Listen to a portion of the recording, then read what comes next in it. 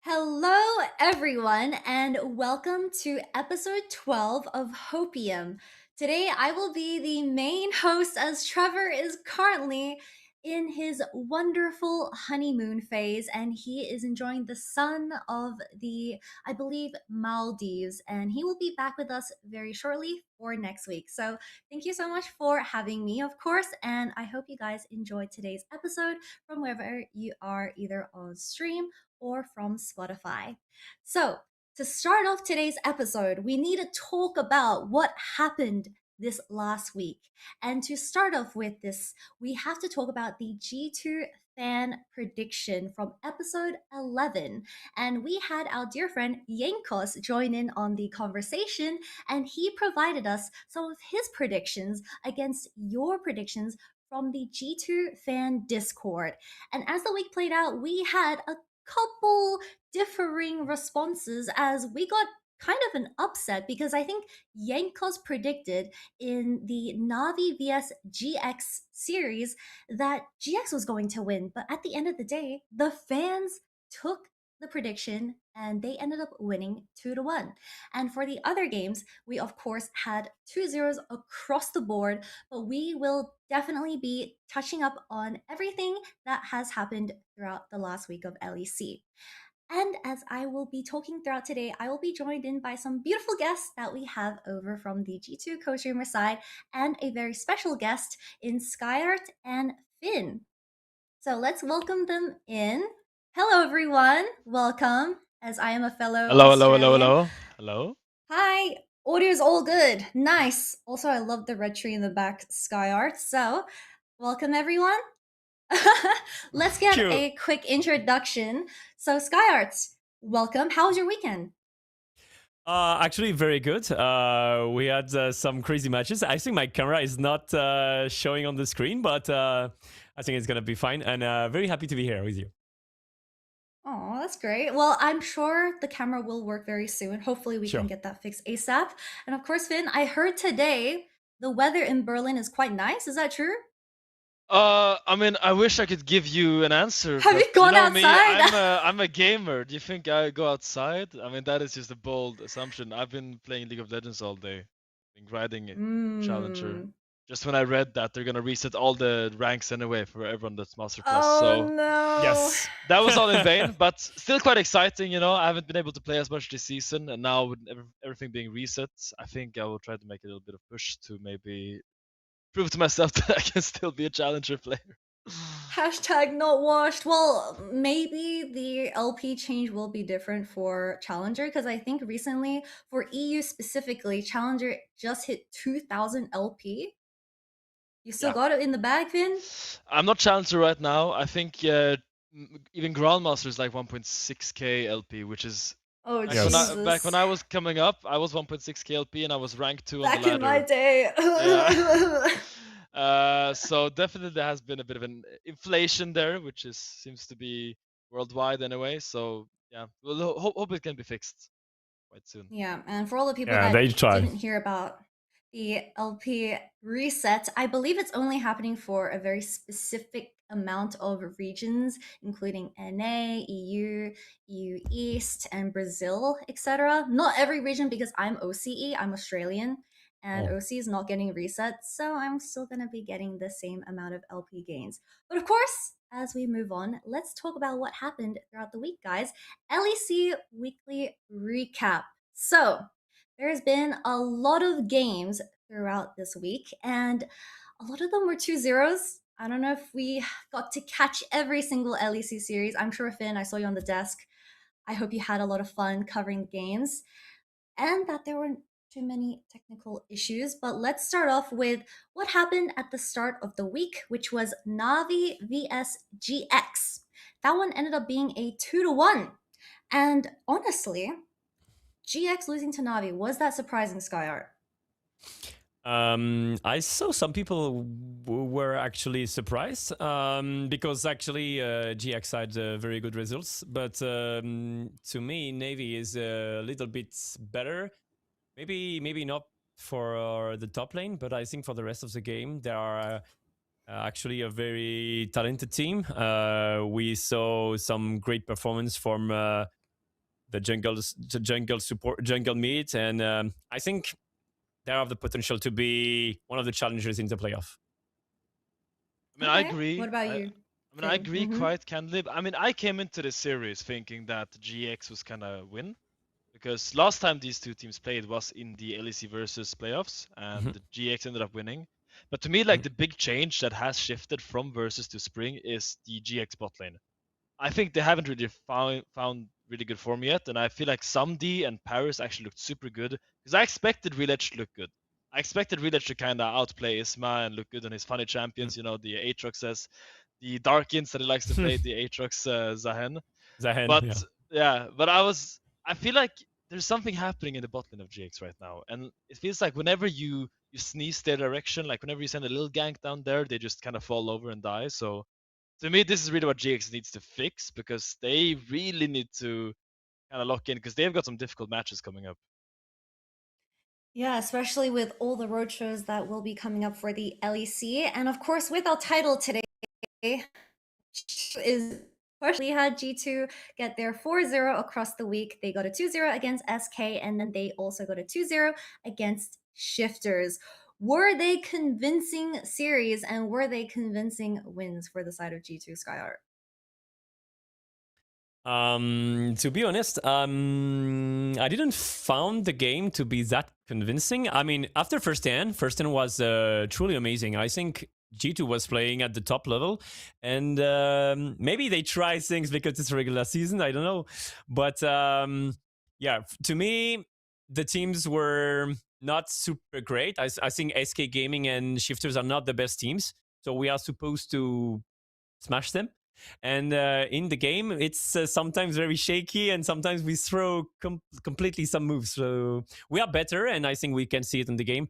But if I can be a bit more specific, but I think it wasn't enough to be for the level that we need to have. I mean, please do be more specific. What happened with G2 Okay, over yeah. the weekend that you're not too happy with? Personally, I'm not a fan of Yasuo against Gnar, but I think the matchup is very strong and BB is very good. But I highly prefer when he play like Shen against, Ambessa, I mean, the pocket picks, He played actually Yasuo against Naknako against Vitality. We will talk about it later, but I think Naknako handled the matchup very well. And I believe SK Gaming are trying composition, a bit weird composition, but maybe a bit bad composition. And I think SkewMond on this week play a bit less good. Many games than he did in the first 10. In first 10, it was for playoff, and first 10 he was for me one of the MVP, or if not MVP. And like the last Nocturne game wasn't, I think, great. And yeah, for me it was a bit shaky. And I would definitely agree, to be honest. But it's also this thing because now I've been working the broadcast for a bit, and I have to sit here every single season and watch G2 completely like be unconvincing for the entire regular season when I know coming into playoffs they're gonna be one of the best teams, and I have to sit there and be like, okay, you look bad against SK, you look shake against Shifters. I mean, sure, they won this series, right? But considering the level that we expect G2 to show, wasn't really up to par. Like they got really pushed by SK in that game too, I think. And in general, it's such a hard thing to watch because I know that they will be great in playoffs. Like I can't sit there and say, "Oh, I'm worried for G2," because I am not worried for G2. This happens all the time, and Yeah. it's just frustrating because you know they are a lot better than what they're showing. And I agree with your point on SkewMond. It's so funny because like they asked a lot of the LCK pros who they thought the best non LCK LPL player was, and a lot of them said SkewMond. Like Yeah, this I man saw has the that. backing. This man has the backing of like the top players in the world, saying he's the best Western player. So we Yeah. hold him to a high standard, and that standard is not really being met by looking shaky versus Shifters and SK, who frankly are trains Who that knows are moving who will be into, next, you yeah, know? who knows, yeah. Yeah. I also really like the fact that Skyyart brought up the Yasuo versus Gnar matchup because that's definitely become the theme for G2 when you do face Gnar in the opposing draft. So just from Finn's perspective, as you have so much top lane knowledge, please share us what you think about this Yasuo counter pick in the pro scene in Tier 1. So the Yasuo into Gnar is first of all, it's a pretty selfish pick because usually when you pick Yasuo into Gnar, you're kind of kneecapping your entire team comp and saying that I need to get a big enough lead and have enough side pressure that the fact that we have a worse comp now because I picked Yasuo does not matter. Now, have BB been able to execute that? I would say no. I think in the Naknako game, he was actually really struggling in the 1v1. He was not looking that good until Naknako decided not to recall for like 3 minutes. If you want to go back and rewatch that. Then he just got over, and then it looked great. So I need to see BB really try to harness the early strength of this Yasuo pick a lot more if he's to continue to play it, or maybe start going in a different direction for an Gnar answer that doesn't really hinder your comp. Because in the beginning he would just pick Yasuo without any knockups on the team, just for the individual matchup. Now this weekend when they did pick Yasuo, they actually adapted and started playing a little bit more engaged supports when they were looking for this Yasuo, which is a good adaptation. But in general, I've not been super convinced by BB's Yasuo. I feel like his laning is just not generating the leads that it should in a matchup like this for it to be worth it. Ooh, let's see if G2 can convince you later down the line, because surely with the top lane meta, BB will cook. But let's talk about the other teams before we move on to champions. I do want to touch on Vitality getting a clean 2-0 against Giant X. Unfortunately, Giant X didn't win a single series across the week today. So, how hyped are we for Vitality this split? Because they're looking freaking good, Skyyart. Yeah, actually, it's the only team I wasn't expecting to be that good, to be honest, at the beginning of the LEC, and I was interesting about Naknako, but not, to be honest, not about the rest of Vitality. I was like curious, I would say, and actually, I was super surprised at first by Naknako because he was even better than expected.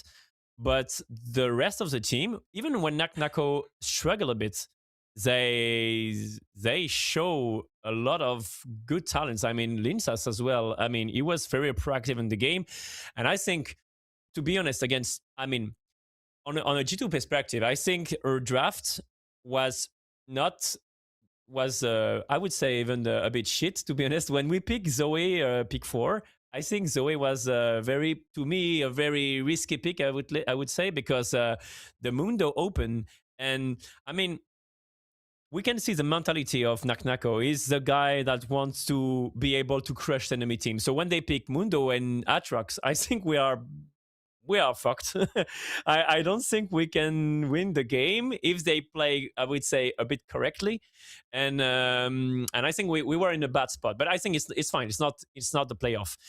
But to me, Vitality is a very great team. They play good League of Legends. It's the team that plays the most. When you check the heat map, it's like 60% upside. I'm a bot lane believer. I think camping bot lane to me is a better angle, but they have their own style and it works. So I can't. I have to admit that it's actually working very well. So I like watching a Vitality game actually. Because for me personally, I also thought Carzzy took me by surprise this week. I thought he had an amazing Caitlyn game. What about you, Finn? Do you have any players that's standing out for you specifically on Vitality? I mean, I kind of agree with Skyyart in the fact that because we kind of know what Naknako, Humanoid, and Carzzy can do. Like we've seen them on good and bad teams, but the fact that Linces and Fleshy especially has like elevated themselves to their level in this manner, I think is incredible to see. To me, like the main engine of Vitality right now is that support jungle synergy, and as well when Carzzy gets Caitlyn, I think it's 5-0 on it right now in the LEC. I don't think he's lost a single game on it yet. I could be wrong. Maybe there was one game I missed. But in general, he's every single time he picks Caitlyn and they go like a range support for Fleshy, it's just constant lane domination into Carzzy being super fine isolated, and then Fleshy links up with SkewMond and just makes magic. No, SkewMond, Linsas, I mean. links up with Linsas and just makes Both great magic happen on junglers. the yeah, so many great junglers. So the fact that Nako is not like the only threat, I think frees him up so much as well, because now you see him pick these selfish champions. He played a Quinn into Renekton, which I was a Oh, little I bit saw disappointed. that. I was a little bit disappointed because I'm used to Yeah. the shy Quinn into Renekton, and he goes like 0-10 on that. So I was ready for some volatile Love the action. Teemo. It's just Quinn top lane. Yeah, Oh, well. but he actually had a super solid game. He didn't die a single time. Just kept farming, kept playing the map well, which was impressive. But come on, man, show us show us the It wasn't a depths. stomp. No. No. But I guess talking about stomps, we also have to touch on MKOI 2-0 against Heretics, and also KC, who had a 2-0 against SK. I'm honestly a little bit geeked out about the LEC schedule, because KC have barely any games, but then all of their games have been very convincing wins. So out of these two powerhouses, because we always talk about KC versus MKOI, who's going to be the stronger team in the playoffs, who's going to make it to the international, out of these two teams, who do you think will go the furthest in the LEC playoffs, Finn? Look, it's very hard not to say KC. KC are looking so good every single game. I think they are just so good. They, on average, at 14 minutes, they had 200 gold. 200 tiny gold pieces at 14 minutes. At 20 minutes, they are on average ahead around 2 to 2.5k gold. Like that burst of like gold income from 14 to 20 just shows how good they are at mid game, how good they are at playing the map, working together, setting up these objectives, creating fights. And I feel like that's where they're unmatched right now in the LEC, because all of LEC play a messy mid game except for KC. And as someone that wants to believe in Koi, that has really a big, like my heart goes out to Koi, but right now they are just looking shaky. It's the public interviews from Melset putting pressure on the players. It's the weird throws. They're getting caught out constantly. The desynchronization of the roster just seems to be there, and Casey is just looking far stronger right now. Fair enough. I What about you, definitely agree. Skyyart? I definitely agree. I think Koi is a little bit shaky at the moment. Compared to what we were expecting to be at the beginning of the winter. And I think Casey, they don't play often, but when they play, it's very quick. I mean, it's a speedrun. So in 22 minutes, the game is definitely over. And they are actually very good at finishing with the Baron as well.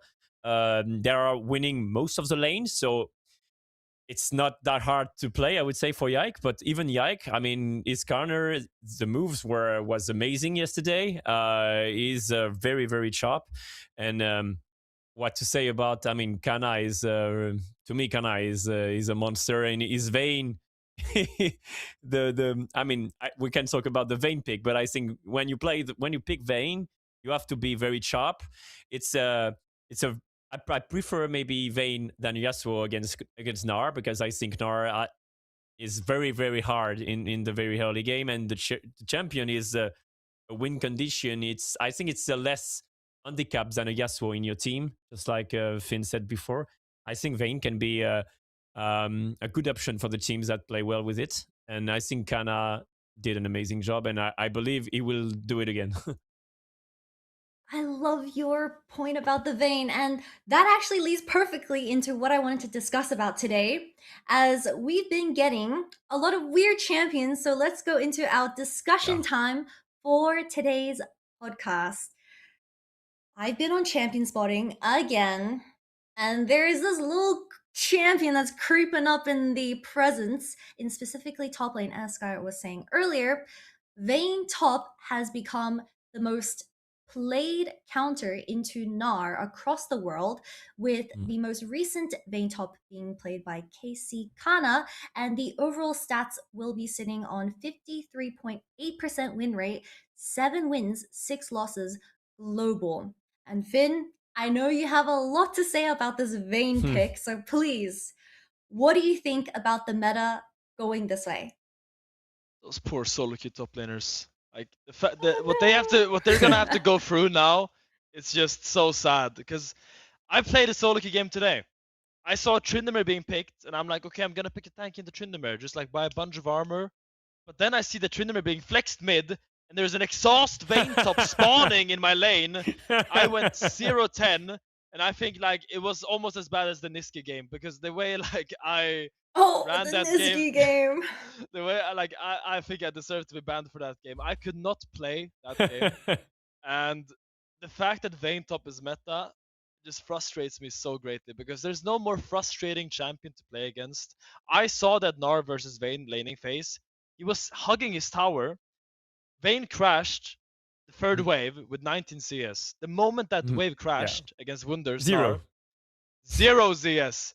He got 6 out of the 19 CS on the first 3 waves, and it wasn't nothing better happened after that. And I just hate Vayne top so much. Like it's like Varus top, but you can't even go on him. You can't really gank it either, because she's gonna 1v2 you with exhaust.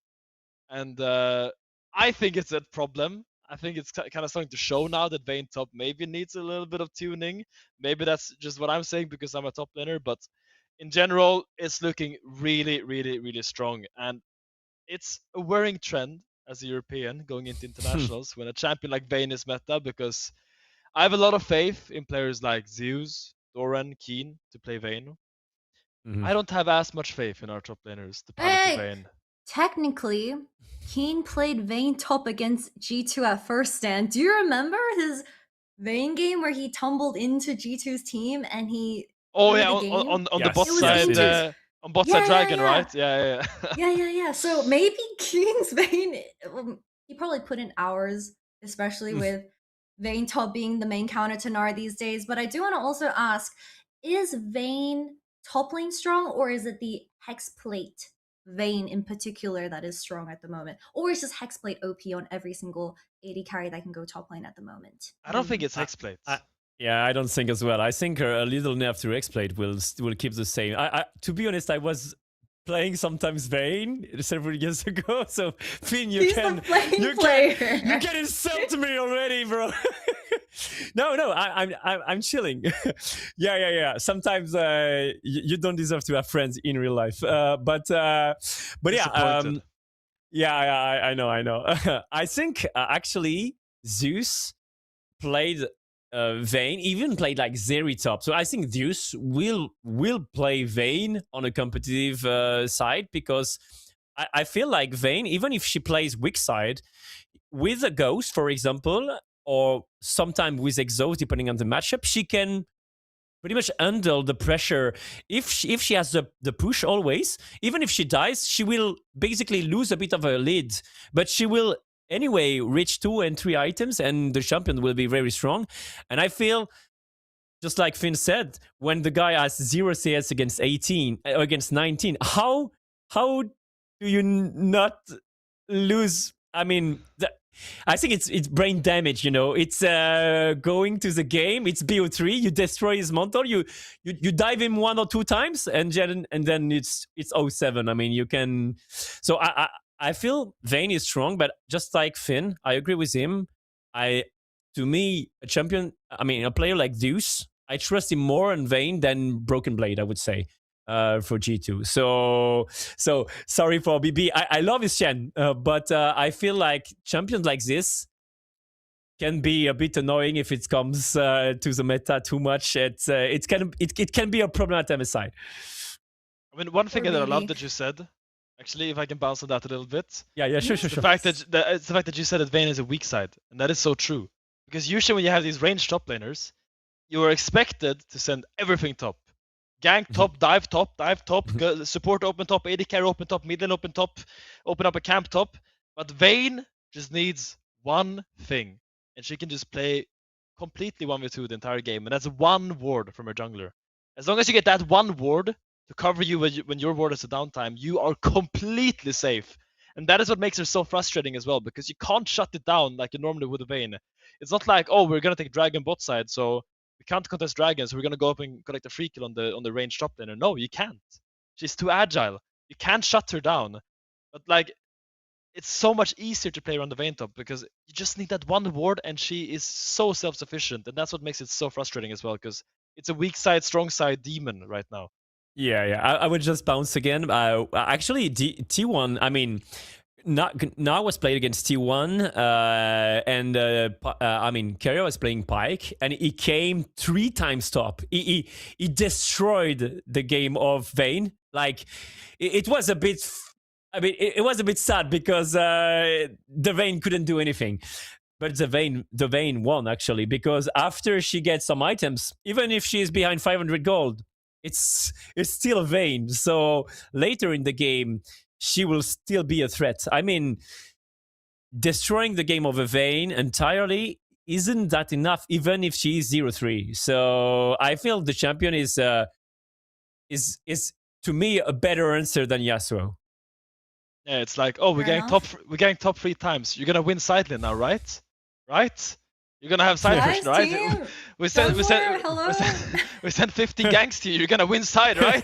And then a 0-7 Vayne rolls up, just pushes side like a maniac, and just goes crazy. It's so. I mean, true. that's literally what Carrier did, right? Because he was pretty much winning the whole game for T1. Yeah.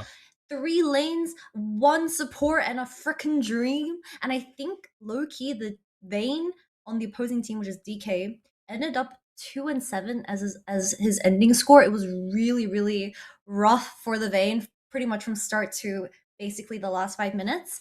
However, I do want to kind of pick apart your brains here because I watched an LPL game and it was Top Esports versus BLG, where we had this new rookie top laner called An, and he was playing the Vayne of the Gnar matchup, and Bin was on the receiving end. And we all know that Bin might be the most mechanically talented top laner in the current lolesports pool.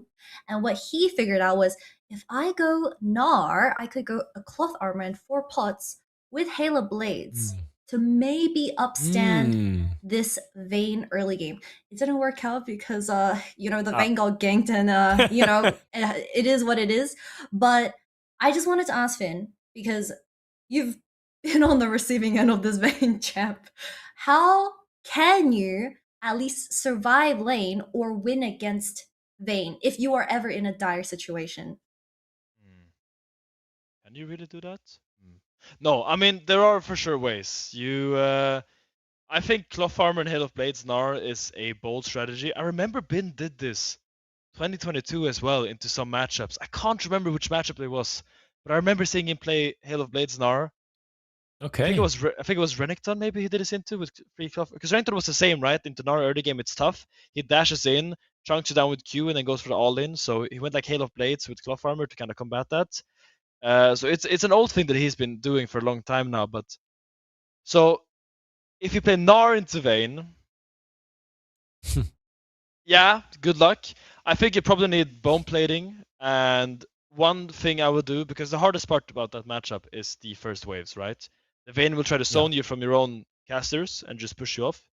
So you can play a little mind game, and you can like come through the river when the minion, like when your casters minions are about to die. The Vayne is standing there waiting for you to hit you between your tower and your casters. Hiding So on if you bush. sneak, if you sneak from the river, go up, Q, and then run all the way around, at least you can get the melees, and that will make your first wave a little bit easier. Now, if she predicts this and puts a ward in the river bush, well played to her. Well played to her. She's too good. 07. But in your solo queue games, you can probably get away with it. Against pro players, yeah, if you play against a pro player Vayne and you play Gnar, just pray. Go bomb plating. Just try to get the first melee's XP, because when you miss those 3 melee's XP, that really sets the tone for the lane, because it's gonna be so hard to come back. She's gonna have such a big XP advantage, and it's gonna be super hard for you to find an all-in timer. A strat that used to be fun into Vayne as Gnar, that I would not recommend in pro play, but if you want to try it in solo queue, is really fun, is to rush Edge of Night. Why would you rush Edge of Night on Gnar? Because Okay, Vayne, sell me on this. because Vayne has one spell that can proc Edge of Night, her E. Okay. So when you have Edge of Night on Gnar, you go Mega. Usually what happens in this matchup is you go Mega Gnar, you want to jump on the Vayne, she eats you out, spaces you, and your game is really sad. You're crying. You cannot reach her. So when you rush Edge of Night, you stack your Mega, and then you just jump on Vayne and just do your full combo, the Q, W, R, E, preferably into a wall if you have the option. And you can like kind of burst her down, because she is squishy still. She will probably rush the Storm Racer or the X-Tech thingy thing. So it can work in solo queue if you get it. Now the problem is just getting to Edge of Night without being minus 1 billion gold. Yes, But yeah, and she will exhaust you as well. yeah, I mean, in general, yeah, if she goes exhaust, just pray your team has your back.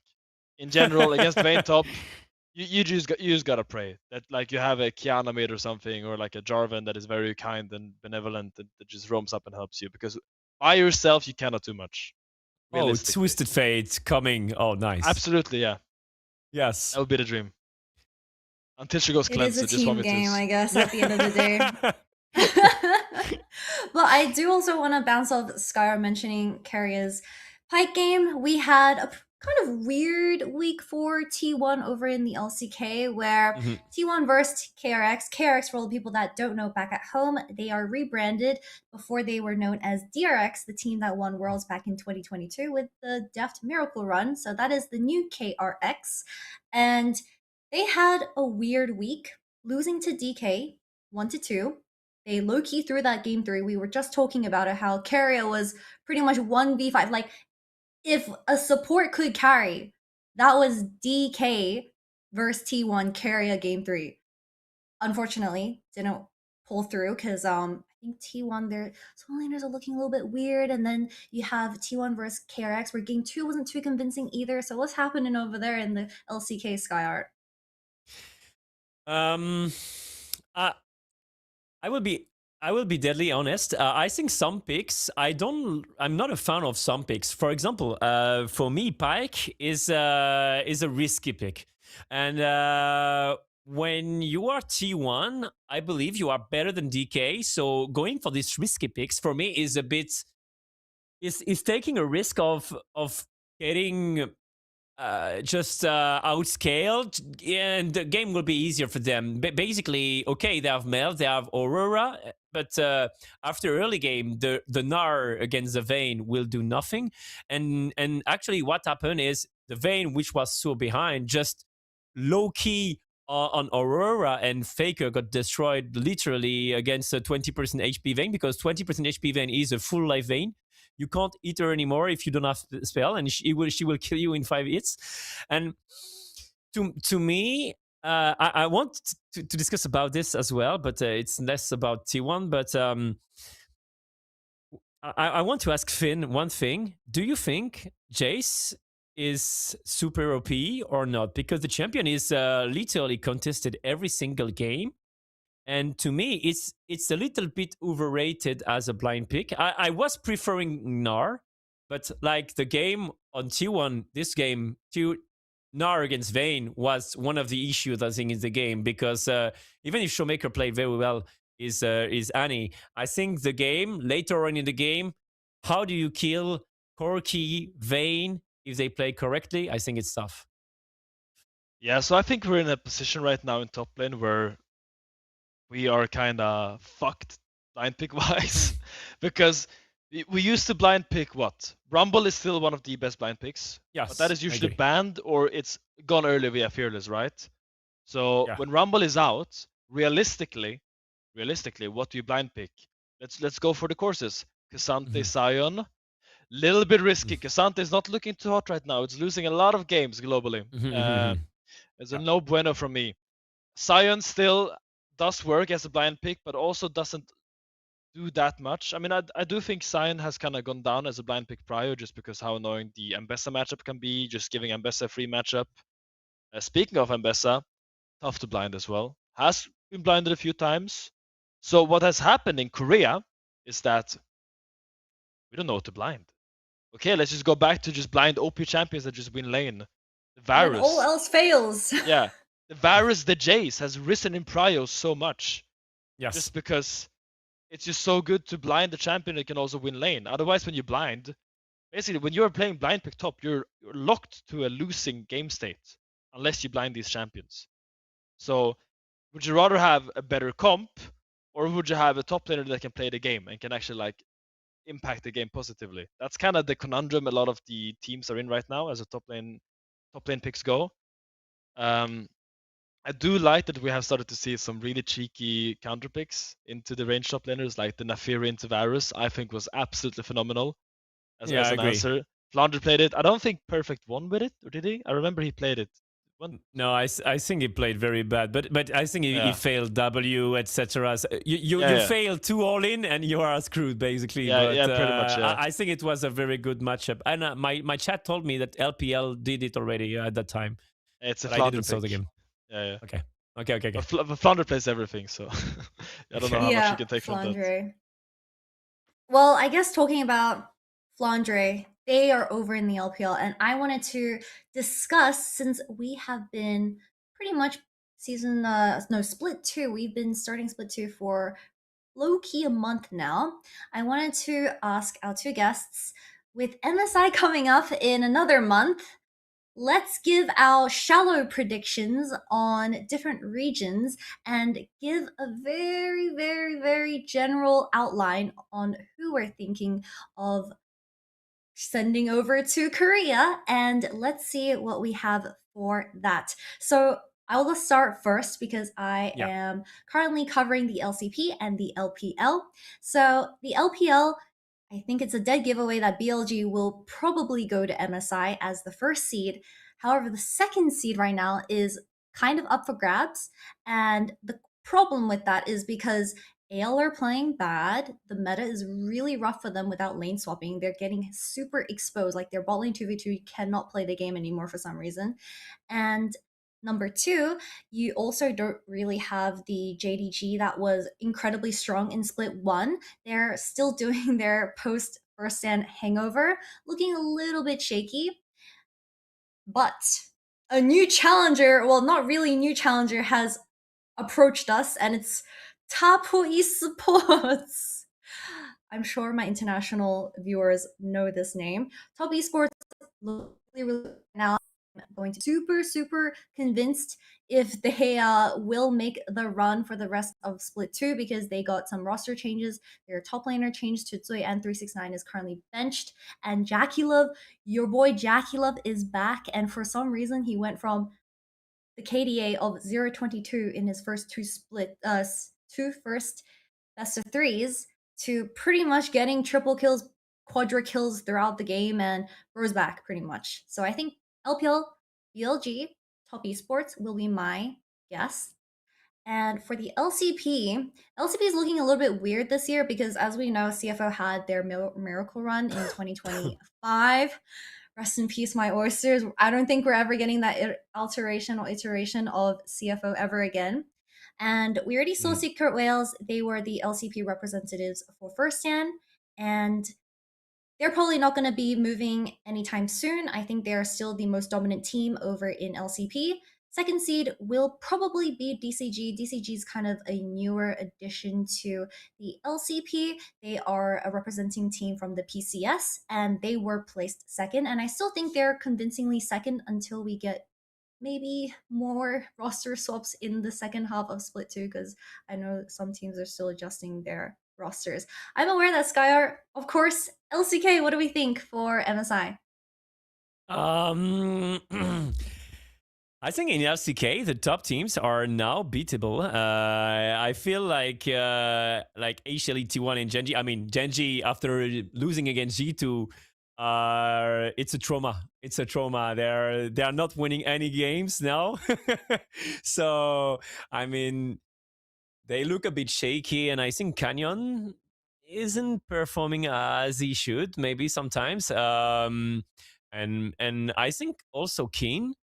I love Keen. I mean, for me, Keen is amazing. It was, it was just good every single game, and even against us in first 10, as you said, Kitty, he didn't play that well, and good for us. I mean, good for us, but still, to me, I think HLE is looking very good. Zeka is an absolute beast at the moment. I hope they go to MSI because I was a bit sad when Guma went. Swapped with Viper because HLE has some issues, I would say, and now they start to build. They start to be very strong because Kanavi, who has a very aggressive playstyle. Maybe sometimes he invade without any prio. It's surprising, but sometimes it doesn't work. Now they try to make it work better, and actually it's working. So actually looks, for now, to me, very strong. So I will go for HLE and I will go for T1 because it's T1 and yes. That's a hot take. Yes, Ooh. yes, yes. I'm I'm a excited for fanboy a HLE. bit. I'm excited to see HLE. They're one of my favorite teams to watch. I just love how active they are, how crazy they Yeah, play. yeah. To me, I have like my favorite teams from every region. Like for me, my big LCK favorite is HLE, and sadly, as you say, Kitty, AL is not looking that hot anymore. I Mhm. love watching AL play. I Yeah. think to me they are so good at team fighting, but they haven't really been able to get to that part yet anymore. Yeah, But they, they're because to me, struggling. like what I was doing a lot of VOD reviewing last year, and I was like, which team do I think is the best team fighting team in the world? And to me, like AL just like stuck out so hard. The way they navigate team fights, the way they commit as a unit, and the way they dance around, I think is so beautiful to see. So I'm kind of cheering for AL. I kind of hope they will make it because I'm a big Flandre fan as well. But still, from LEC, it's a hard guess right now. It's not a hard guess. The guess is easy. Oh, I Yeah. wonder which team's gonna go to internationals representing LEC, guys. What The podcast are we on? the Finn, the if you don't say the team, you're kicked, by the way. Yeah, so it's yeah, clearly you're gonna thinking of be shifters, right? there's I Shifters. mean I was thinking I was thinking shifters and KC might make it. No, Y- I mean realistically right now I would say all the evidence, like if I was a betting man I would say all the evidence is looking like it's gonna be G2 and KC realistically, absolutely realistically, but that does not mean that it's not going to be a huge toss up about who actually levels up in playoffs, because playoffs Mm. is quite a long time from now, and we all know that teams forms they waver. A team that is dominant in the beginning of the season is not always dominant in the playoffs. So to me, that is going to be the big test. Everyone wants to see Vitality internationally. I would love to see Naknako versus Bin, Zeus, Keen, see how he holds up, because to me he is our hope and top lane savior that we've been waiting for so many years. Sorry, I couldn't do Agree. it, but at least he can do it maybe. So that is to me really exciting. To me, like that toss up between KC, G2, Vitality, and potentially Koi. Now we know what Koi can do. Jojipyun is absolutely amazing. I would say Yes. Jojipyun is the second best or maybe third best player in the league. I think it's Caps, Jojipyun, and Naknako. But to me, like I think Jojipyun is above Knack almost, just because how dominant he is in lane. He's just finding leads every single game while not playing any solo queue at all, just playing ARAMs and watching VODs, which Oh, is really? baffling. Um, He's waiting for the frankly, LP reset. I get it. I get it. Don't worry. Ah, he was playing smart. he was playing the long con. Yeah, I don't know if he's even master right now. We checked the solo queue accounts unless he has some secret ones. But yeah, it's gonna be a super cool race between these two top 4 teams. I do not expect GX and Navi to be in this competition, but you never know. But to me, I want to see who goes between Vitality, KC, and G2, because to me those are the 3 main candidates right now from LEC. I also miss KC at the international because the last time we got to see KC was 2025 First Stand, and that Yes. was the first iteration of First Stand where the Mm. format was a little bit scuffed, the teams were really limited, and we didn't get to see the full potential of KC, to be honest. And Hanolife pretty much was the definite winner, so it's going to be a really Mm. rough grand finals anyway. However, I think what Skara said, Gen.G might not make an international question mark. What's going on Mm. with Gen.G? Why are they struggling so hard when they were the team to go on, was it a 22 or 23 series win streak back in 2025 when none of the players changed? Yes, actually, they break every records, but it's records against them. Like I think it was 16 BO3 that Deca lost against Chovy, and Oh I yeah, mean, true. they every teams were never losing, never winning against them. Now just win. And about LEC, I would be agree. I think in the regular season, I think KC is looking the strongest. But just like Finn said, I think G2 will pop up a lot in playoff. So I'm a bit, I would say I'm confident about G2 KC. But just like you said, I would be curious about Vitality as well. And I would prefer Vitality than Koi just because we already saw them and maybe they will qualify to Worlds. So I would go for KC and G2 in LEC as well. Safe Ooh, pick. okay. Safe pick. Safe not, pick. Yeah, I mean it is not objectively risky, not risky. it's objectively the correct guess because from Yes. all we've seen, I think it's the most logical explanation. I'm also curious about Gen.G because I have a theory about why Gen.G is bad, and to me it Okay. goes with the meta shifts. I First of all, I'm a little bit surprised because they don't seem that good at playing with enchanters, which is kind of the meta right now. The meta has been a big shift from these engage supports to enchanters. Mhm.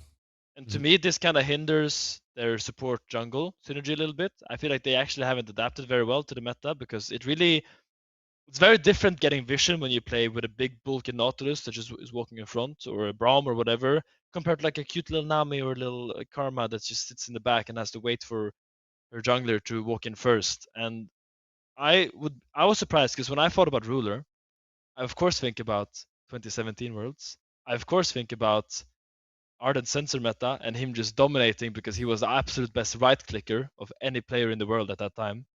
So I would expect them to not be this bad in an enchanter meta, and I'm a little bit surprised. But to me, the fact that they actually haven't found their footing means that they still have a lot to learn because you cannot predict the meta. You need to be able to play every style, and maybe right now Gen.G's weaknesses are kind of showing through in that regard. And actually, that just reminded me because some of the Gen.G, I think it was Gen.G Keen, he said that SkewMond is the best Western player in his personal opinion, and Mhm. it was alongside Lucid from DK. I saw the other two people, and they actually voted Inspired, and they're both jungle players, and they're both European jungle players.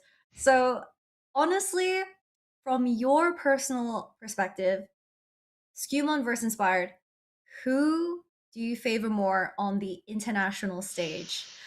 Ah, Finn's face is all scrunched up. I'm sorry to pick you, It's have you choose your babies. I'm so sorry. Okay, start Skyyart. it's Come on, yeah. save Finn a little bit before he like So starts suffering. so Skew against Inspired, right? Yes. I loved Inspired last year. I feel like the recent events. I mean, I think G2 is the best team, so it's easier to have the best team when you are a jungler. But to me, SkewMond looks much more creative and much more dominant in the games, and it was dictating the game. In the international event, I think SkewMond was amazing, and with the pressure that he has to receive, it's pretty new, and I will go for Shimon. Maybe it was just the best days, because against the last game, I think it was SK Gaming with Nocturne. It was not so good. I mean, going into an Anivia with a plant was not the best idea he had. But I feel he has the genius, the genius moves that he needs to still improve and be even more dominant. So I will go to human. But maybe I'm biased because I'm French. Maybe. I mean, it's a tough A call little to bit. make because these two they're like two amazing players, absolutely amazing, and I'm just salty that the Americans have stolen Inspired because I would love to have seen SkewMond and Inspired go head to head for an entire year in the same region. I think that would really elevate the other junglers. Because imagine you're like a ERL jungler looking at like how SkewMond and Inspired play against each other. I think you can learn so much from that. I actually think Inspired is a little bit better, but I Ooh. can't like base that. I mean, I can base that on facts, just because I think Inspired is doing a lot more with less. I think the fact that Inspired has dragged this I, Lyon team to first place to internationals and still managed to look so good compared to SkewMond, who has very good pieces around him. SkewMond is a fantastic player, Mhm. but regionally he has very strong pieces. He has Broken Mid and Caps as his solo laners, Hansama bot lane. Like he has so many, and even Labrov has leveled up massively. I think he has great pieces. Meanwhile, despite Inspired calls the entire games by himself.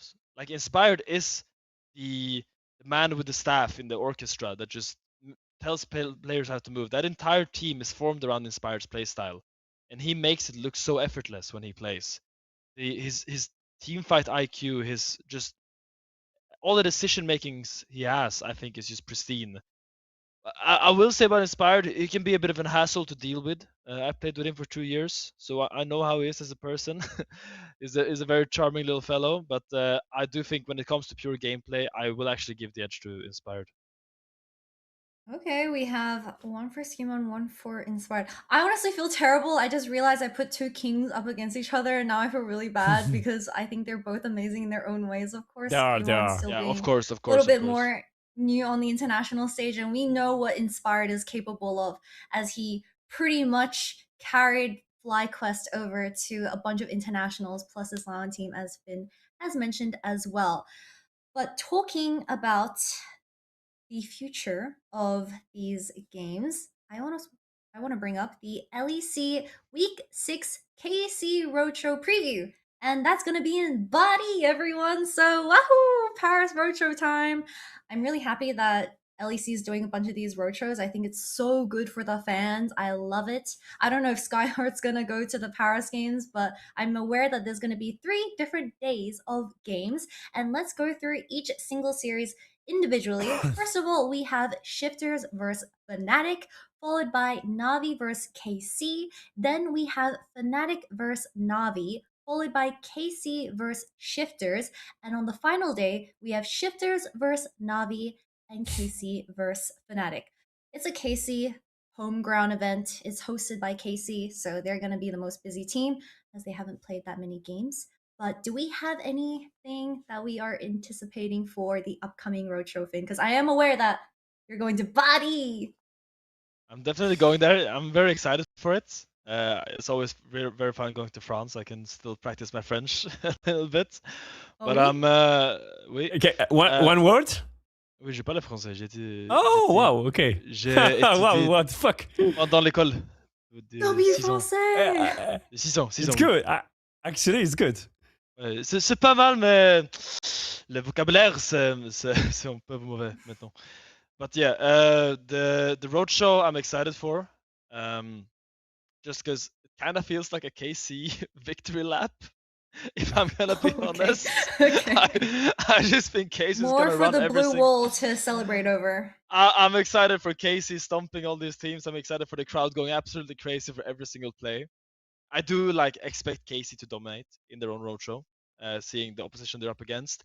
Now, what I am excited about, and something that a lot of people are passionate about, is Fnatic. Because Fnatic, what is going on? Are we actually just a bottom team right now? Are we actually just that bad? Because I looked at their schedule actually. Why is bro saying we? Oh, like Europe. I mean, Fnatic is part of European history. Okay. No, It's part of European Fnatic's history. fallen.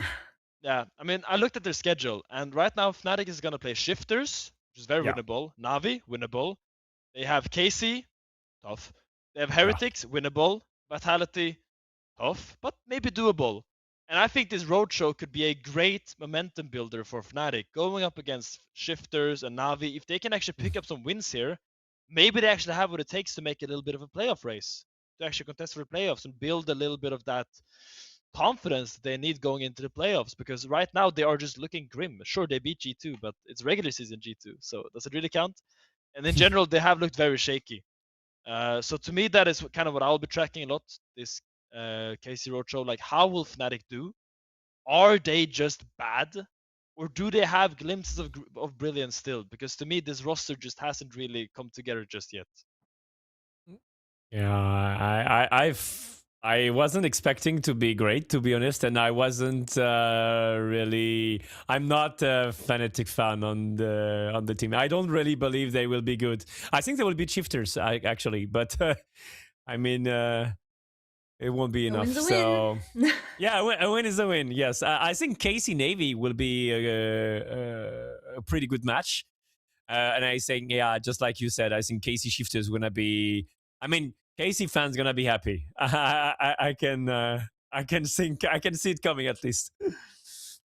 I mean, Navi currently, because they are versing KC soon, I'm just quickly looking at the match list for Navi. They are currently 4-1, so they're not gonna be pushovers.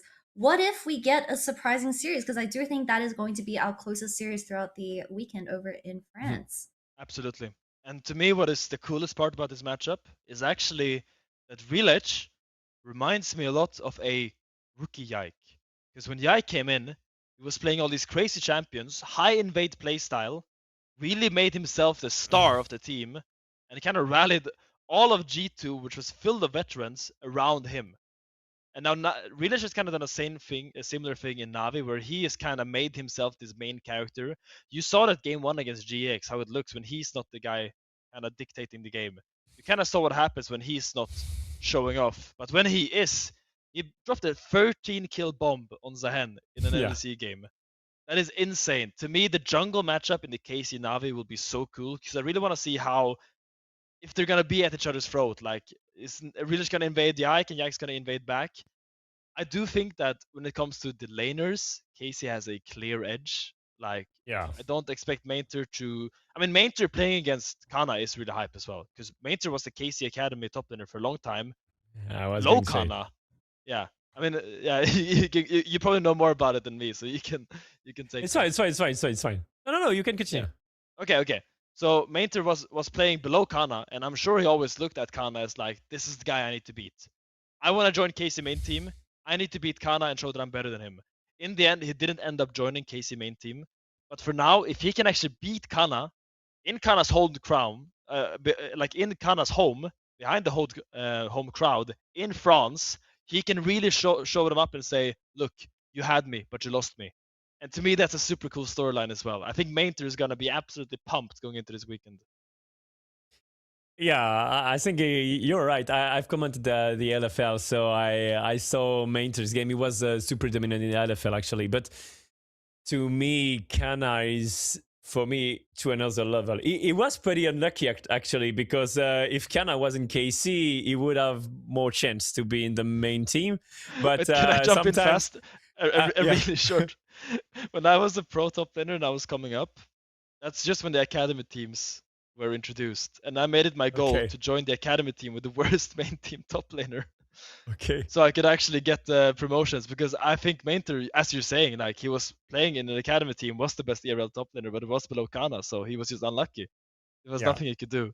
I'm sorry for Yes. interrupting, but I think No, it's no. so accurate. It's so accurate.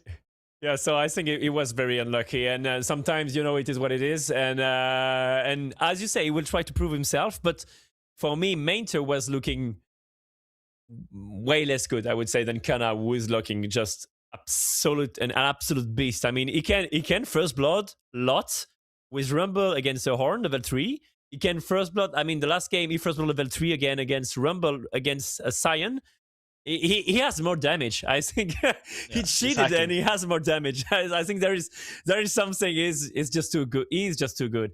So last time I feel that Navy against Casey. I mean the first. I mean he had Atrox and he tried. He was a bit cocky. I think he was going 1v3 against Casey. Like Rilesh has some. I mean the aggressivity to just.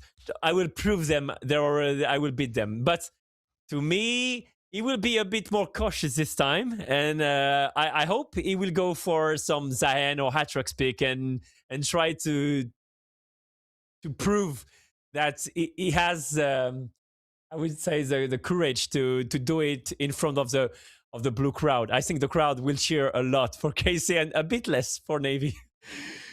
Oh my god. The blue wall crowd chills, absolute cinema.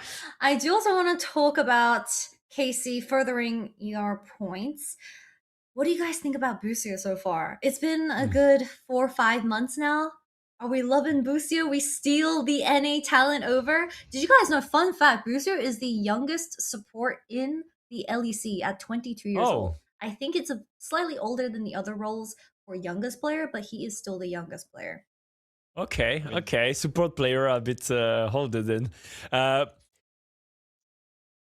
I mean, it's actually bizarre how good he is. Like, I haven't seen a support player be so dominant. Lucio, like, the way he plays, it's like every single click he does is just the correct click when he's playing in Europe. I'm just starstruck when I watch him play. Like I want to play support and You're in just watch love. Oh review my god, chill Busio. there, Finn. No, like he's way too good. And it's the only thing we can have because they took Inspired, but we have Busio and Jojo like this now. So True. he's actually amazing. Like what a fantastic player and so well spoken as well. Such a great personality. We're very lucky to have him. Yeah, You know who else we're he's lucky very to have on dominant. the broadcast? Oh, Scar, I'm gonna pause Oh, you for a no. second. I'm so No, sorry, but no, we do yeah. have Dylan Falco waiting on the other side of our podcast microphone. So welcome, Dylan. Hello. Hi. Hello. Thanks Hello. for joining in on the podcast. We are joined in by Finn and Skyyart alongside today's interview. And how's your day going so far? I know it's the evening right now for Berlin. Yeah, it's going okay. Schedule's been a bit long because we played like I think it was 2 days this weekend with 1 day between, so we had a lot of scrims this week. But it was a good weekend, right? We won all our games, so it's nice. Good for 0. And you guys don't have games coming up for next week because it's going to be the KC Roadshow, right? So you guys gonna play extra scrims that week? Yeah, we're just gonna scrim a lot, and then I guess we have the EWC qualifiers the next week, and then one LEC match. So honestly, it's great because we didn't have that many scrims coming into the season. Like I think first 2 weeks we only had like 4 or 5 days total, which isn't too much to prepare for a season. So it'll be nice for us to do a bit of catch up to get some time to actually start ramping up the practice again, for sure. Yeah, and I am aware that G2 wasn't getting that many scrims, but would you guys say that currently, because G2 had a bit of a shaky start to the split 2, I'm sure Finn can add more on this, that the lack of scrims plus the first stand fatigue is somehow affecting the team in a way? Because we're seeing this international phenomenon pretty much across most teams that attended the event in Brazil. So just from your own personal perspective, how much of a strain has that put on yourself? Yeah, I think people used to call it the MSI hangover. That was a classic. Come back from summer split, and all the MSI teams would just chain lose. And it's honestly pretty normal. It's not the first time. You just don't have much time break with the current modern schedule, so you have to sacrifice something. And if the sacrifice is the first week or two of the regular season, then that's what it has to be. I still think we could have done a little bit better. I think some of our drafting and play was like almost enough to get some wins in those first couple weeks, so I definitely have some regrets. But personally, internally, we're not super concerned. Yeah, I have a question actually. Did you get Yeah. kind of jump scared by the sudden meta shift when you got back, or was this something that you anticipated already during first stand? Because to me it felt quite sudden that suddenly the Ashe Seraphine, the Lulu lanes were just like being played everywhere all the time. Well, at first then we were the ones playing those every single game. Yeah. So They're jump scaring them. I kind of feel like maybe we jump scared everybody, and then Yeah, they that's just possible. evolved a bit. People were just a bit sharper about how they drafted them here back in Europe because it was like, oh, they probably watched us. They watched how we were drafting the Seraphine, the Ashe, around Lulu, all those lanes, all the interactions, right? When junglers are good with it, against it, what order, when you trade them, when you don't. And they're probably just sitting at home scrimming all that stuff while we're debuting it there. So it's natural that when we come back, they have like a couple new tricks up their sleeve that we had to maybe adapt to a little bit. Ashe Seraphine OP on my side. Yeah, it's very at least stats wise, it's very winning, so it's doing quite good. Yeah. Yeah, and Are I you do guys see a falling lot of into the? people Oh. picking. Oh, Finn, would you like to continue? No, I was just curious. Are you guys falling into like the weird rabbit holes of like finding answers to these champions, or are you just like gonna Well, we're gonna practice our own stuff and just do what like is of course, working? of course, it Yeah. works two ways, right? Like you identify, let's The say you secret identify a sauce. combo like Ashe Seraphine, you have to think about like, do you want to counter the double combo? Do you want to split them up when you're on red side and you can take one or the other? If you need to pick one on blue side, do you want to pick Ashe or do you want to pick Seraphine? Because then they can split the combo, which is better. Mhm. And you might try a counter to one of them and it works, doesn't work. You can ban it. So you have to investigate all of those different options and then ultimately decide on what's best to actually win on stage, right? And if the other team It has a always better feels like understanding of that, it's like, yeah. It always feels like an arms race to me. Like It whoever is. can It find is. the answer the best. It's like a time is just ticking, and everyone is looking to find the best counter to it. But it's always like that. Like for example, you're at the World Championships, and it's like every team is just playing Kiana Rise over and over and over and over again in scrims. And if you're the team that either knows how to pick it or you're the team that comes up with an answer to it, you just get this huge advantage in the draft phase. That used to be like even bigger before Fearless, because if the entire, let's say the entire meta was based on Kiana Rise, and then like we played Anivia, we played Mundo Jungle against that stuff, right? And we won all the games we did that, which then got used for the rest of the tournament. But if you're the team who did that in the old meta, you could just win a whole series based off that, because they wouldn't be able to pick their combos that they practice the whole week. But then you go the next game, you look in Kiana Rise, they don't have the answer, and then all of a sudden they can't win, you know? Yeah. I think drafter is very important, and I feel like when you have to adapt very quickly, sometimes you don't have the time to do enough scrims to test enough things. So you have to think about it, and your experience will come in this kind of time. So yeah, for sure. And like the metas kind of cycle sometimes. Like you have a little Ash meta coming in, and I've drafted a lot of Ash metas back in the day, so you have some ideas at least of the sort of stuff that can work in those types of games. Sometimes it's not the same as it was before, but you can definitely go on your experience a lot in those cases. Definitely the same. And we recently got leaks, or not really leaks, Riot Games quite literally announced it themselves about the Season 2 changes. And there were some pretty scary stats coming in for Season 2. And the most notable ones that I took note of was the AP Ezreal changes, which, as Dylan was saying, things cycle. And we've definitely lived through an AP Ezreal meta back in the day. However, Ezreal's a little bit different these days. Plus, alongside some Zeri changes, where she will be getting a bunch of AP mixed into her current stats and damage. So, anything that stands out to you as we approach Season 2 for competitive as well? Like I really only look at the changes once we're actually playing on them in our live patch. It's too confusing. Because like it's a bit confusing. Sometimes you can check to see what they nerf, because then like if they're nerfing a champ next patch, that means that it's probably OP on your current patch. Like that's a little trick that we have sometimes. Because sometimes there'll be a champ that nobody really plays, and it's like, oh, they're really nerfing it next patch. Maybe they have some data. They know something. Riot knows something we don't. But for changes like that, I'll just notice when they actually bring it to us. I think at least like the random AP builds and stuff, I like that they're adding all of those back into the game. Like I miss the old days of AP Tryndamere and AP Mr. Yi and all of those, all that troll stuff in the game. I used to love playing. I played against AP Mystery competitively back in the day. I don't miss it actually. It was no CC, game lost. But I do notice when we add those to the game, like AP Aurelia, for example, like these days, they usually make them pretty weak. Like they've been balancing them so they're like not actually OP. It's more like just a troll. But like I'd be down to make them strong as well. I think it's fun. Also, generally, they just don't make things OP anymore. Like the overall balance philosophy of Riot in the past couple of years is so much more like they keep everything at okay level. Man, back in the day, there used to be champs that were so broken, and they would just keep cycling them like on purpose. Don't really do that. Yeah. And I also did see, I think it was the most recent game-changing item change for Season 2. I know Dylan hasn't seen this, but it was Static Shiv. And because we were talking about AP/on hit, they did this like weird change where Static Shiv would proc onto 4 champions, I believe, and it would apply any on hit stat, aka either champion passive that does like the 3 stack, like or was it Echo, and also any item on hit like Heartsteel. So then what do we think about this, since that's going to be quite annoying for the next season? I'm convinced it's not making it to live. I looked through, I think I would look down, like I fell down the rabbit hole of the new Static Shiv, and I looked at all the interactions, and I've seen too many absolutely absurd interactions with that item, especially when you combine Static Shiv and Dusk and Dawn.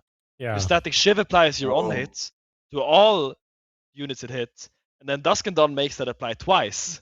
So that's when you run into some really, really, really funky stuff. One thing that I instantly got flashbacks from when I saw the item, I thought about that era where we played top lane on hit LeBlanc, like the Triforce LeBlanc. The fact that they made like Static Shiv AP, I just got nightmares laning against LeBlancs with like Fleet or whatever they would go back then, and then rushing Static Shiv Triforce and just kiting me for like 10 minutes when I was playing Cassandra and I couldn't touch them a single time. So I'm scared, and I really hope it doesn't make it through in this state, because I think it's going to be an absolute nightmare for some champion-specific interactions. I'm sure G2 will probably cook yeah. something Yeah. up with all these The changes. mid lane version, the mid lane version was even the last couple of years. No, the little Blanc Shiv 80 stuff. Oh yeah, I mean, I don't miss it. I don't miss it. Was it Voltaic as well? People ran it. I don't remember actually. Yeah. I think we already cooked because we played Varus on it and Kog'Maw on it as well, and I think it's maybe two of the champions that will maybe be happy of this kind of change. So actually, I liked that you went on this path, which is not taken by so many teams. Were you surprised about Vayne top and like Anivia top, Anivia coming mid, even not against Rise, because actually people somehow realized that the world was pretty strong, or you expected it? Like, are you talking about all the range top laners being played now these days? I mean, Yeah. Anivia mid as well, Anivia support. Yeah. I mean, basically Anivia coming into the meta in Vayne. Well, Anivia was a pocket pick from us for many years. So, right, we played it into Rise like a couple times a few years Yes. ago at MSI, and then we were the first to play it at Worlds last year into Rise. It's just like a known counter through history, so we just did it. So I wasn't surprised because we were the ones doing it first on that one. As for the range tops, when they initially got rid of lane swap, and gave top TP with combat summoner, my initial reaction was eventually people would start playing like the complete lane stomp top laners again, and I saw no reason why it wouldn't develop to that, because that's where the meta was going before we again our team started like swapping like every single game to try and counter that strategy. And I was actually shocked that for the first months and months, like 3-4 months of the year, that nobody really was doing that. So now that it's happening now, I'm not surprised. It's just, I think it's just natural when you make those changes to the top lane. Okay. Is there any reason you didn't push this more heavily internally with G2? Because I don't really associate BB with playing a lot of range champions. I mean, he does play a few. Yeah, we tried that a bit in scrims, but like it wasn't really it just wasn't really the meta at the time. Everyone was just playing tanks and bruisers, so we just kind of went along with it. It was more some experiments in like December and like the beginning of the year when they first changed it. So yeah, Fair enough. no more Lee Sin, please. I'm not a fan of Lee Sin top. I was actually Time I was playing a bit of Lee Sin myself the other day, and you feel Okay. very strong. You feel very, very strong. Loki, it is strong. for the I early vouch game. for it. Yeah. Lee Sin top is But so then it fun as well. But then it's very feels so fun and strong. you very But then at a certain point, like I forgot what I was playing against. I was playing against like a Singe or some bruiser, and I was like up like 50 CS in the head, and then he just started winning against me 1v1. And I was really confused. I was like, wait. So I don't think the scaling is that good. Did you go for the vamp build with the Ravenous? Or did Yeah. you I did the vamp build. Yeah, the vamp build really falls off. I've played it so much as well. You Okay, still use that those makes free sense. items. Yeah. Finn was cooking up this like weird Gnar build because we were theorizing how do you play Gnar into Vayne, because that's going to be probably one of the most popular matchups coming into the next couple of weeks. And Finn said that you should build Edge of Night on Gnar because Vayne can't escape if she wants to condemn you, and maybe that's something we can sell BB on if he ever meets. I did not say it would work in competitive, because you wouldn't reach Edge of Night. You know, you wouldn't reach sure Edge that's of a Night competitive before you're build, but- 100 CS down. Yeah. Fair enough. And I did want to ask, because this is quite the discussed topic at the moment, and it's something that Riot is trying to integrate into the entire ecosystem of League of Legends, which is WASD. And as competitive frogs of us, I know everyone plays with a keyboard and a mouse, but I wanted to kind of pick apart your brains on this specific topic and how WASD could potentially be integrated into competitive pro in, let's say, hopefully 10 years, 20 years that League of Legends esports is still alive, could make the difference between PC, mouse, vs WASD. What do you think, Dylan? So I think that I am generally, like, as a coach and someone who's really interested in League, like, I'm a fan of anything that makes a game bigger, that brings more people to the game, that brings more viewership, does anything. be willing to sacrifice a lot with regards to competitiveness or purity or whatever you want to call it. So like overall, from like a base level, I'm down for them to experiment with stuff like this if they think it will bring more players. Like if you get the game on console at some point and it was working and functional, like that's fine. I do think like there's definitely a couple issues. I think the first is that like if you actually made it like proper, like not just four directions, like all directions with like no lag, on auto attacks, it would just be superior. Like if you could control with your left hand in an analog stick or something, and then use your mouse with your right hand and have two analog controls with no delay. Like you could just move and kite and do everything way more accurately with way more reaction time, which definitely would change the fabric of the game a lot. But it seems like that's not what they're going for at all. It seems like they're just trying to make it, it's not the best way to play the game, but if you want to onboard yourself to League playing like that, it's fine. It's pretty nerfed, from what I understand, the way they have it. And so I'm down. I'm down for that. See no issues with it. It's probably not that good though if they have it so heavily nerfed. Let them cook, because this WASD discussion has been going on for ages, and it's not Riot's first time saying, "Oh, we're just trying. It's not going to come to competitive," and then in 3 years, like, actually, it's staying, and we're going to introduce it. So I do respect Riot Games trying to do a lot of changes. Yes, Skyyart? I actually have some XP with WSD because I was playing Battle Right a lot, like 600 hours and more than 400 on Supervive. So I've a bit of experience. Yeah, I love these games actually. I think WSD will not be that much played for melee champions. I think it's just for ranges. So to me, it doesn't look effective if you are a melee champion. It's not that effective for me. But for ranges, I think they have enough data to compare the DPS of WSD with right click, so they can, I think, balance it so it's a little bit less good than great gamers basically, and even they can, I think, try to somehow do some quick math about elo of the person. So I think it can bring new person to the game, because we are old, I think, here, but a new person, sometimes I don't like keyboards. So yeah, no, except you, Kitty. I'm old, and hey, I think it we can are bring new people. definitely growing with the game. Yes. So I think it can onboard new people for sure. And I guess talking about League of Legends esports and its, how would I say, life expectancy. Dylan, you've been around for a very long time. We've honestly all been around for a very long time. Did you expect League of Legends esports to last till today, where we are right now in season 16? No way. Like I always think, oh, 3, 4 more years, it'll probably die down and be less than it was before. And in some ways, it is different than it once was. Like it's not like the crazy money and huge sponsorships and all the hype. But if you actually just look, like, still getting a ton of viewers for the finals, still getting a ton of viewers for Worlds. It feels like, as much as maybe it's not the same as it was before, it's just every time I say 3 more years, it seems fine 3 years later. So it definitely has some legs. And I'm confident. Yeah. Confidence?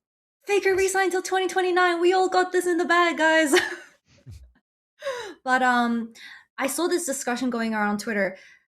Does League of Legends and their game developers update the game too often? Because I did see some people complaining about this, but I also do think that argument goes into why League of Legends is still so relevant, and the transparency that the game developers have with its fan base helps so much with fan feedback and adjusting things fast enough, where I personally think we're quite spoiled. But from your perspective, let's start with Finn and then Sky and then Dylan.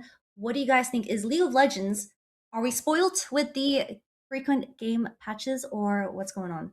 I mean, I think we are. I think, to me, what makes competitive League of Legends so cool and so unique compared to almost any other sport, any other esport, is that adaptability is such a crucial skill. You need to be able to adapt to the changes that are happening. It's also why it's very brutal to be a pro player in League of Legends, just because you don't really get time off. Like when I was competing, I would take 4 or 5 days off after the split ended, and I would just start grinding solo queue because you can't afford to take too much time off because it will be a different game when you come back. And the fact that adaptability is such a crucial skill and so ingrained into the League of Legends ecosystem, I think it's one of its strengths and why it has lasted this long. I don't think it's a problem at all, and I think if anything, I think Riot balancing team is doing a really good job. And I know they get a lot of flack around the globe or whatever people like to complain, but the fact that they've kept the game so well balanced that competitive is still in a really good spot, I would say. There's a lot of flexibility compared to if we go back 10 years where we saw the same champions played every single game. Mhm. I think they've done a fantastic job in that regard, and I think it should be celebrated, the fact that we have these constant patches that are actually being done by a competent team. Yeah, I'm 100% agree. I think people will always complain when it comes to balancing because people will never. I mean, everyone gonna be Twitter happy. be like, But mm-hmm. yes, but I think it's actually very nice. And for me, the Fearless Draft is bringing so much new energy, new champions, and I think adaptability is a bit linked to I would say intelligence or brain. And I think what's I feel is nice in League is you have different ideas fighting each other's. The belief of what we think is the meta, the belief of what LPL we think about the meta, and I think it's what's bring why it's why I enjoy international events so much, and I think it's why many viewers will come in the big finals, in the big events to see what's happening now. So I love it. Yeah, I think like from like a balance standpoint, I think they do a great job actually. I think they've gotten a lot better throughout the years of making so many different things viable. You can go to solo queue, play whatever. I do kind of, like I said before, I kind of miss the days where there was just random OP stuff and it was changing all the time. What was completely broken. Mel's Like OP just now, just like the tank 40% echo ban running rate. around for a month that was Mm. like terrorizing, and then everyone was spamming that build, and then they'd make 80 carries broken for a patch, and then assassins, and it would just. I did feel like there was that certain dynamic nature, like the Aurelia Aatrox times where just like mid lane just changed and it was just all assassins killing each other. I kind of miss that. I feel like as like a competitor, we don't have that thing where like for a few months it's just very centralized meta you need to figure out, and then there's a new puzzle. Like we're kind of more in an evergreen stage where a lot of the pro champions are like similar through year to year to year, and it's more about really understanding that. But I guess you have like the Seraphine stuff now and Lulu stuff, but like I kind of miss the old days of OP stuff a bit. Of course, and since we're talking about old metas, Dylan, which one was your personal favorite meta throughout season 1 to season 16? You can only choose one meta. Which one would you Oh, settle with? That was your absolute favorite to watch, play, whatever.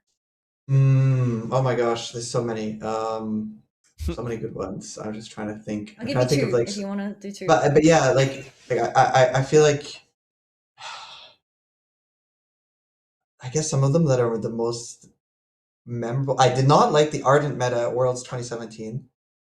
That one was not great. I think that one was Almost very cringe. degenerate. If you Mm-hmm. had better bot lane, you would just push and get the wards and win the game.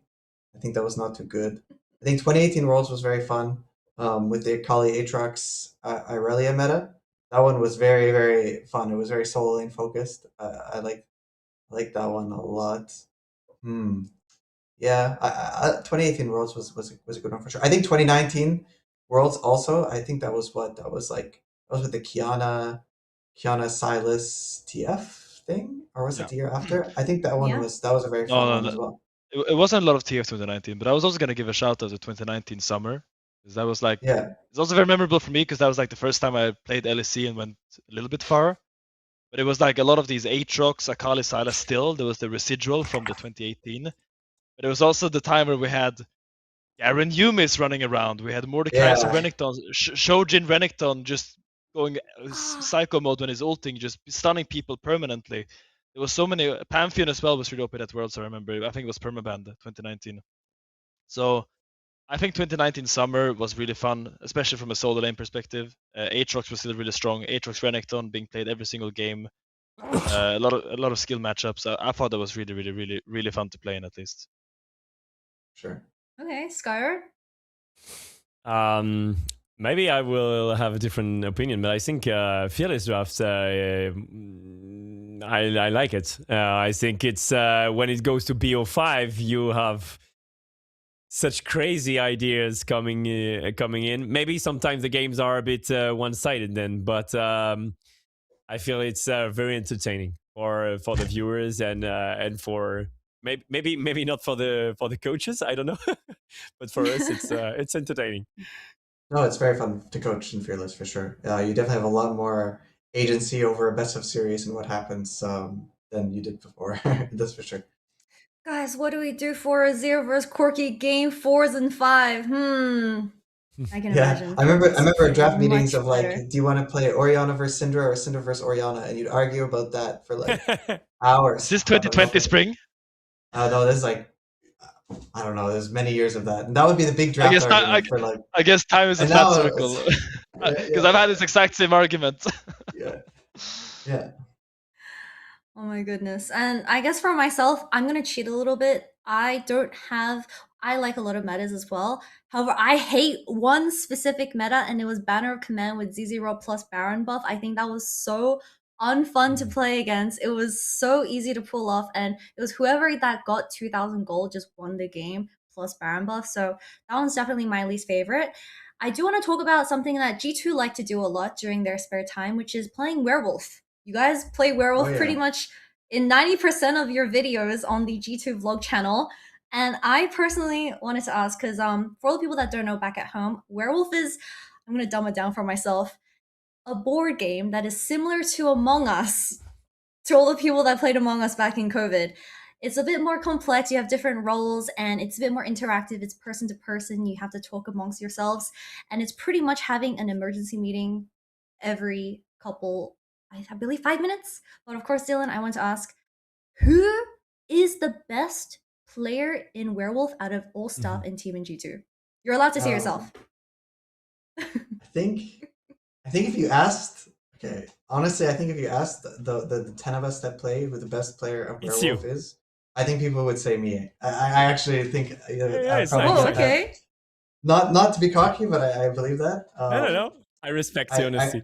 I'm also the one who encourages to get the game. I love playing games like that. I like the strategy aspect of it, like lying, and I always try and come up with very elaborate, creative lies to try and win. That's my style. Very devious. I love the game so much. I hosted the show for 3 years in France, and I'm also writing one Werewolf game, I would say. So I love the game. I will come to Berlin. I love it. So would love to. It's nice. It's a great game. I think League players are drawn to that kind of game as well. I remember doing 2020 Worlds during the quarantine, when everyone was just sitting in the quarantine, hating their lives, playing scrims. You started canceling scrims and you started playing like Werewolf or Among Us with each other instead of scrimming, because we were just so depressed. And it really brought up everyone's mood. Everyone was so happy, and I think there's just something nice in that. It's nice because it also makes people interact with each other. It's light, it's competitive because we're all competitors. It has a bit of interaction. I think it's a good tool, just playing games like that, especially when we have such a stressful, competitive job and situation we all find ourselves in. This is gonna say a lot about our personalities, but when you do play, let's say, Werewolf, do you like being the werewolf or do you like being the good guy?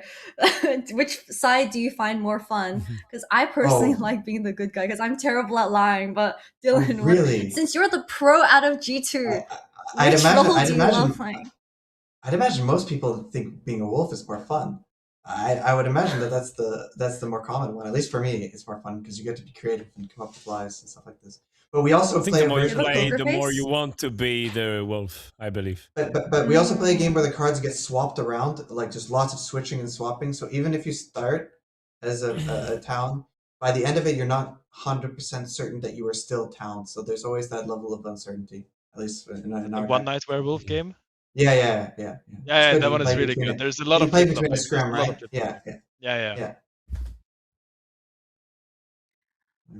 Fair enough. And of course, as we finish off the interview, I wanted to ask Dylan, you guys have pretty much 2 weeks for the upcoming LEC spring. What should we expect from G2 and what should we expect from the staff? And what can we see for LEC, I believe, week 7?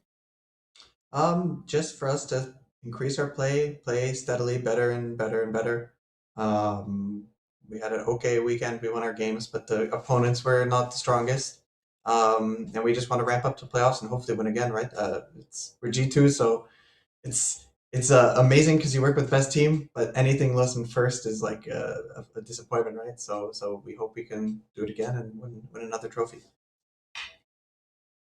Thank you so much, Dylan. I appreciate the chat with you. And of course, I'm sure Finn and Skyyart enjoyed our interview as well. Have an amazing rest of the day and make sure to rest and stay hydrated. Thank you, Dylan. Thanks. Okay. See ya. Thanks. It was fun. Bye. Keep being devious.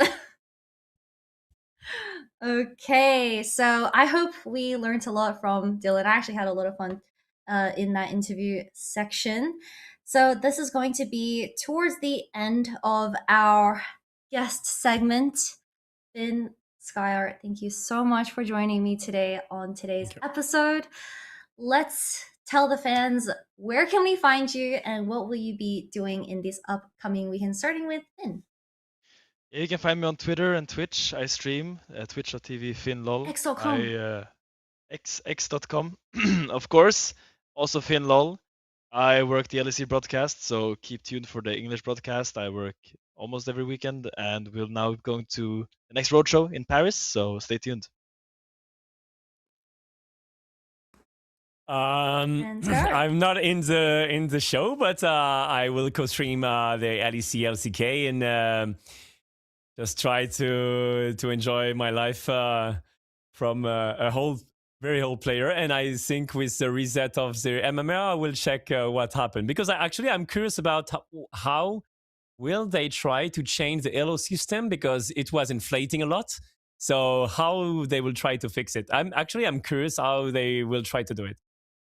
So I will try to check. I'm praying for amazing LP gains, plus 30s and 50s across the board, as the LP system will be resetting soon, especially for Finn. I currently see like he's like sweating when the ladder resets.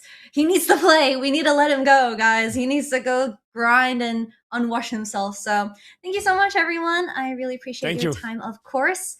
And have an amazing rest of the day. Ciao. Thank you so much. Bye. Thank you.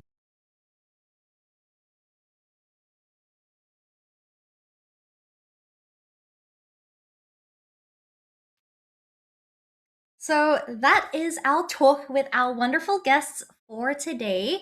That is going to be episode 12, wrapping up very, very shortly. However, we still have the Winamax prediction, and I got these predictions from our lovely guest Skyyart earlier today for the upcoming LEC week number 5 games. And we have Fnatic over Shifters, Navi vs Casey, and he chose Casey win. Navi over Fnatic, Casey over Shifters, Navi over Shifters, and then Casey over Fnatic. You guys can join the G2 fan Discord to compete against Skyyart and our lovely G2 co-streamers as we approach these LEC games to get some competitiveness inside you, of course. That's going to be all for tonight. Thank you so much for watching, and I hope you guys stay magnificent wherever you guys are, either from stream or Spotify. I'll see you guys next week, and have a wonderful rest of the day. Bye!